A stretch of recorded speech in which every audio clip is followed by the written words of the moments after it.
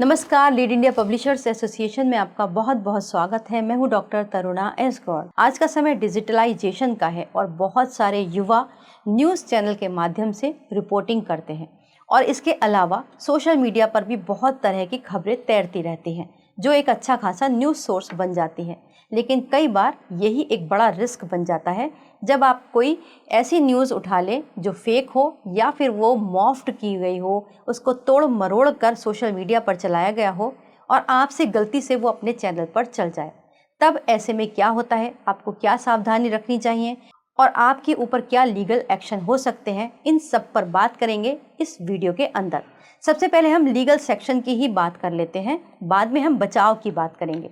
अगर मान लीजिए आपके चैनल के ऊपर कोई फेक न्यूज़ चल जाती है तो फिर भारतीय न्याय संहिता यानी BNS के तहत सेक्शन 196 आपके ऊपर एप्लीकेबल हो सकता है अगर खबर धर्म समुदाय के बीच नफरत फैलाने से जुड़ी हुई है और ये फेक न्यूज़ है और कम्युनल टेंशन बढ़ गई तो इस सेक्शन का लागू होना तय है। इसमें पनिशमेंट भी सख्त होती है।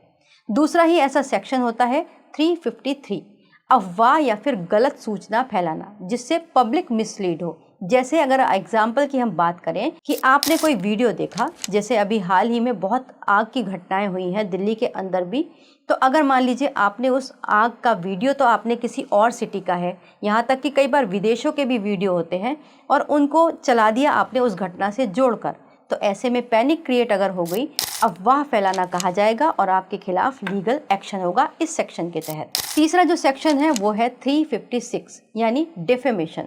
अगर आपकी खबर से किसी व्यक्ति संस्था के खिलाफ गलत खबर चल गई है तो ये सिविल और क्रिमिनल डिफेमेशन के तहत आपके ऊपर FIR हो सकती है या फिर केस चल सकता है।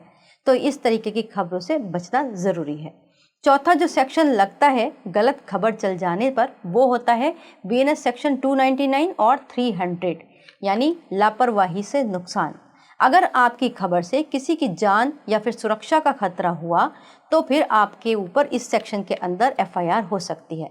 एग्जाम्पल के तौर पर अगर हम देखें कि आपने किसी मेडिकल जानकारी को गलत तरीके से प्रेजेंट कर दिया और उसके तहत लोगों ने वो दवा कंज्यूम कर ली या फिर इंजेक्शन लगवा लिए या फिर टीकाकरण मान लीजिए जैसे चला था कोरोना के दौरान और आपने कोई ऐसी खबर चला दी होती कि टीकाकरण से लोगों की जान जा रही है, तो फिर इसमें सीरियस एक्शन होता है।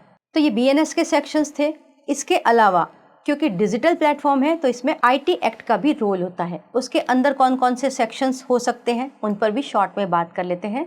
इसमें section 66D IT act, cheating by impersonation यानी ऑनलाइन धोखाधड़ी, फेक आइडेंटिटी या फिर मिसलीडिंग प्रेजेंटेशन से लोगों को भ्रमित करना, ये इस सेक्शन के अंदर एप्लीकेबल होते हैं। मान लीजिए कि आपने कोई एडवर्टीजमेंट चलाया जिसे कि बाकायदा मोदी जी प्रमोट कर रहे हैं जबकि ऐसा है नहीं, आपने उसका AI वर्जन ले लिया। या फिर बहुत प्रसिद्ध हैं प्रेमानंद महाराज जी, आपने प्रेमानंद महाराज जी के मुख से AI के माध्यम से कोई खबर कोई विज्ञापन चलवा दिया, इस सेक्शन के अंतर्गत आएगा और आपके ऊपर या फिर चैनल के ऊपर लीगल एक्शन होगा। अगला सेक्शन है IT का 67। अगर कंटेंट ऑब्सीन या फिर इलीगल हो तो फिर फेक न्यूज के साथ साथ ऑब्जेक्शनेबल कंटेंट के मामले में भी एक्शन होता है। अगर इस तरीके की खबर आपके चैनल पर चली है तो हो क्या सकता है, वो ये हो सकता है कि पुलिस आपको नोटिस भेज सकती है BNSS सेक्शन 35 के तहत।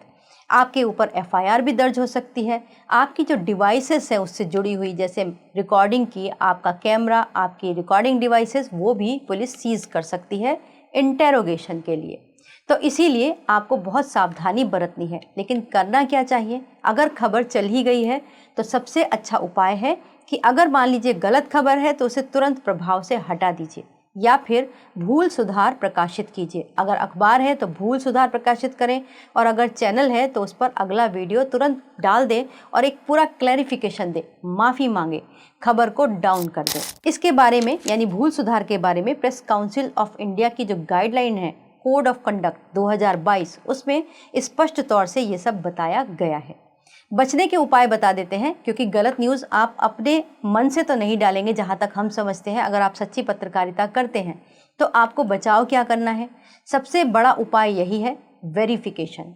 जो भी आपके पास न्यूज़ आ रही है उसके सोर्स क्रेडिबल हैं या फिर नहीं, आपको ये ज़रूर ध्यान रखना है। मसलन कि अगर कोई खबर है उसे कोई बड़ा नेता या फिर बड़ा जर्नलिस्ट पोस्ट कर रहा है तो वो क्रेडिबल है, या फिर कोई न्यूज़ चैनल, न्यूज़पेपर उसको रन कर रहा है तो वो क्रेडिबल सोर्स है। इसके अलावा अगर वो ऑफिशियल कंफर्मेशन है, जैसे मिनिस्ट्री ने खुद ही उसकी प्रेस विज्ञप्ति जारी की है, क्रिमिनल मामला है तो उसके ऊपर पुलिस ने पीसी की है और प्रेस नोट जारी किया है, या फिर आपको खुद किसी सोर्स ने बिल्कुल डॉक्यूमेंट के साथ आपको वो न्यूज़ प्रोवाइड की है, तभी आपको इस खबर को चलाना चाहिए।